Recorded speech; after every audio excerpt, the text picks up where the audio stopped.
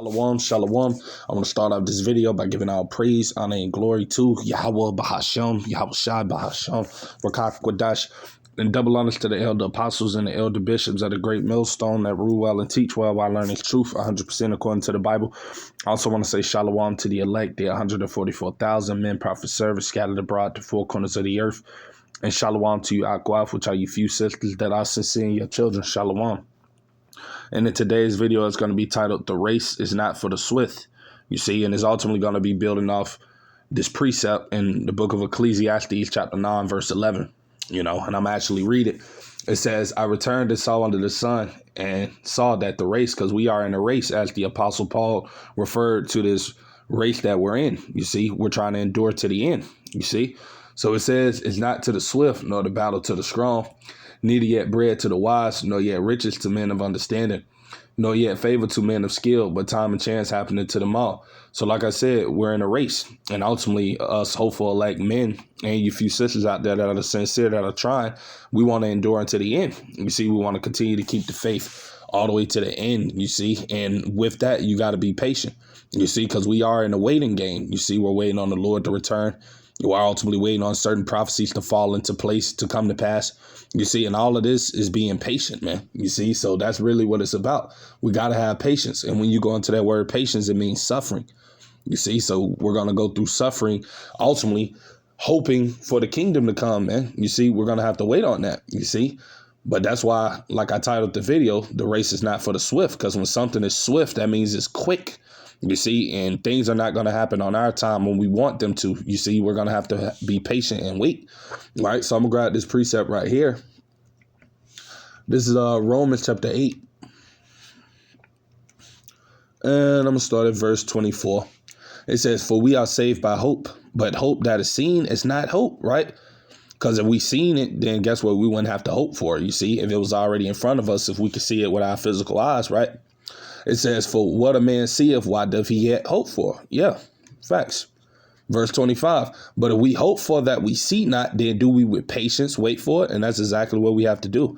We got to be patient and wait, you see, for certain things to happen and things to fall in line for Abaratazah, Lord's will, for us to be delivered out of this place, man. We're patiently waiting for the kingdom to appear, man, you see. And I'm actually go to a few precepts real quick just on being patient, through the Spirit. So bear with me. I'm going to grab this right here. This is Ecclesiastes chapter 7, verse 8. It says, better is the end of a thing than the beginning thereof, right? Because we can ultimately see that we're coming to the end of this thing, right? And that's wonderful, right? But we still got to hold on and keep the spirit. Abaratazah, the Lord keeps that, spirit on us to continue to keep, pushing forward, and that we endure unto the end, because that's really what it's all about, right? And it says, and the patient in spirit is better than the proud in spirit, you see? So the Lord loves when we're patient, man, when we're waiting, So I'm going to go to just a few scriptures on endurance through the Spirit, right? Because that's what it's all about at the end of the day. Because when, like I said, when you're patiently waiting for something, you have to endure. You're having to suffer. You're having to go through all type of different things, ultimately to receive that which it is that you ultimately want to obtain, waiting for it, and the waiting process doesn't always feel good. But I mean, we all understand that it's necessary. It has to be done, right? So I'm going to jump right here. This is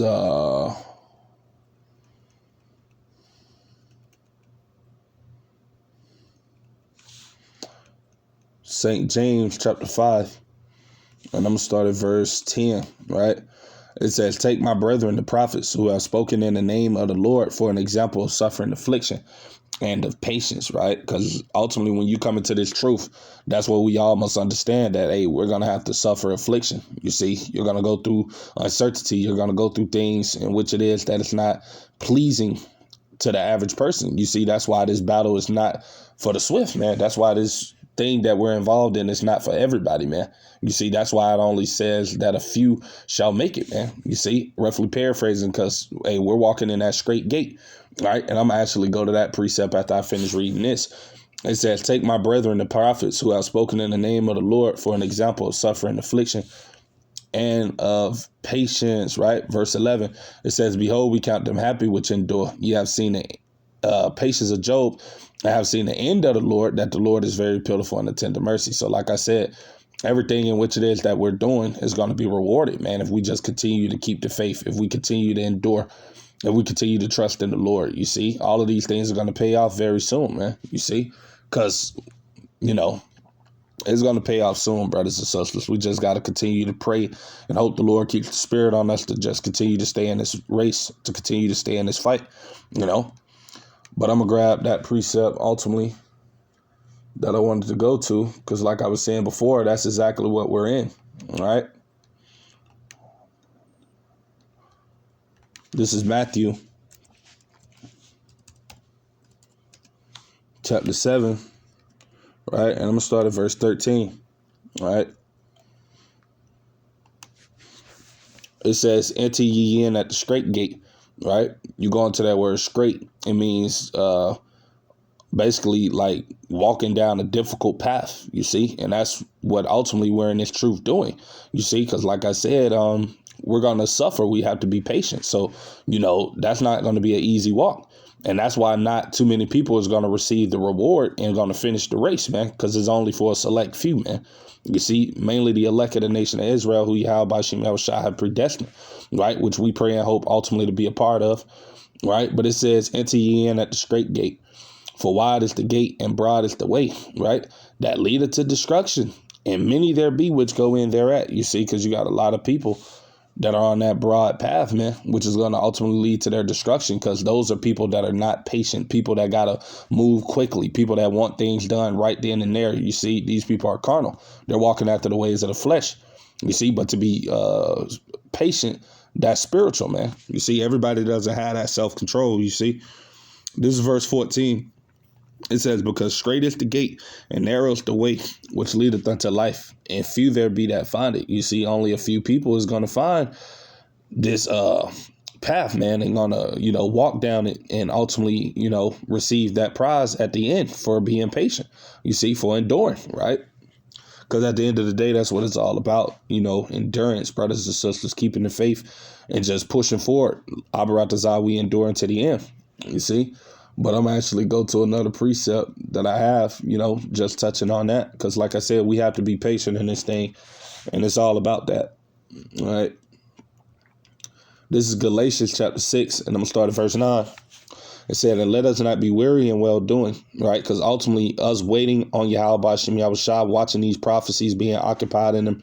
Hey, that's doing the right thing, man. Making these videos, making our bodies a living sacrifice, going out there to teach week in and week out. Everything that we're doing is the right thing in the sight of the Lord, you see, and the Lord is ultimately seeing all of it, man, right? And it's being written down, man.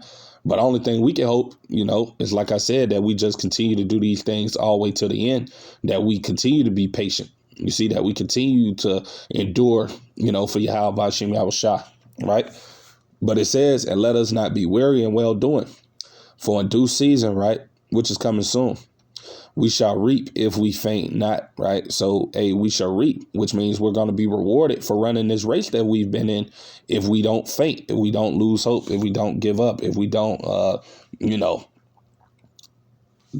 basically take our hands off the plow, man, if we don't give up, if we don't lose hope.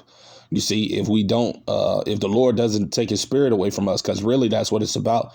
You see, we don't want the Lord to take his spirit off of us, man, because at the end of the day, we're not in this thing because we want to. You see, we're not in this thing. Well, I'm not going to say that, Salakia, because we are in this thing because we love it. But still, at the end of the day, like I said, the Lord is in control of everything. And if the Lord doesn't want you in this truth, he can take his spirit from you, man, especially if you're not the elect. And we pray and hope that the Lord does not do that to us, you see. But yeah, if we continue to, reap, Salaki, if we continue to, do the right thing, you see, and Lord's will endure to the end, guess what? We're going to reap, man, the benefits that the Lord has for those that, because, just like in a natural race that a person will run, man, when people run it, ultimately the person that wins it, they get a prize, you see, and that's going to be the same thing with us. You see, us hopeful like men, if we continue to just endure and have patience in this race, then ultimately we're going to receive a reward at the end of it, you see. which is what we ultimately want to receive, So, because we know that the Lord has these things for us if we continue to keep going and moving forward, right?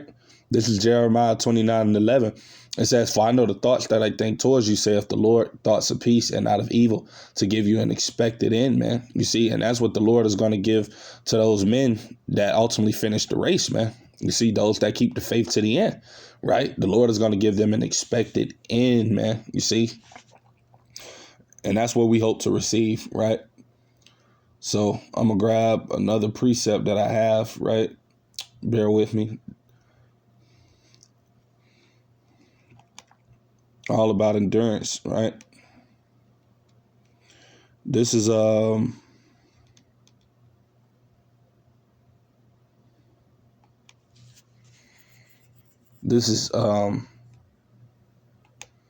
bear with me. Let me grab this precept real quick.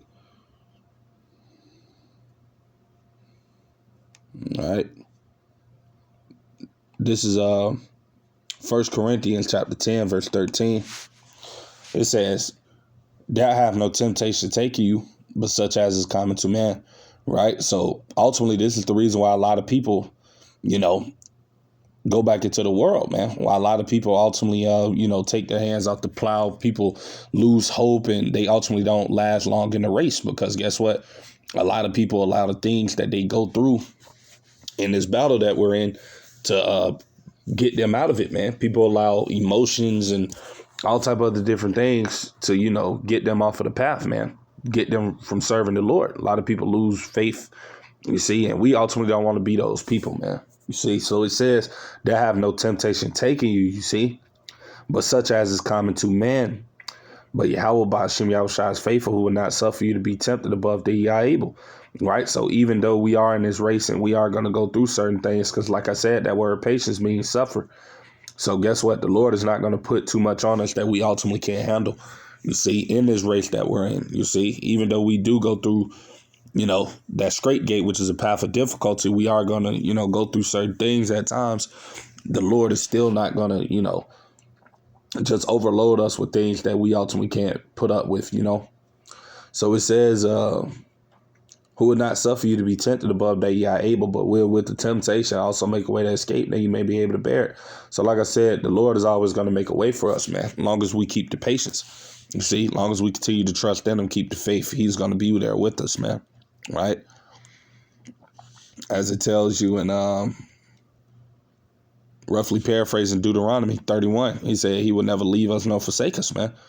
You see, as long as we're continuing to do the right thing, and which it is that is pleasing unto him to the best of our abilities, he's going to be with us, So I'm going to go to this precept right here as well that I have. This is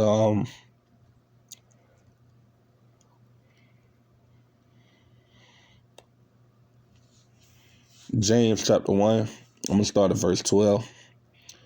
And it says,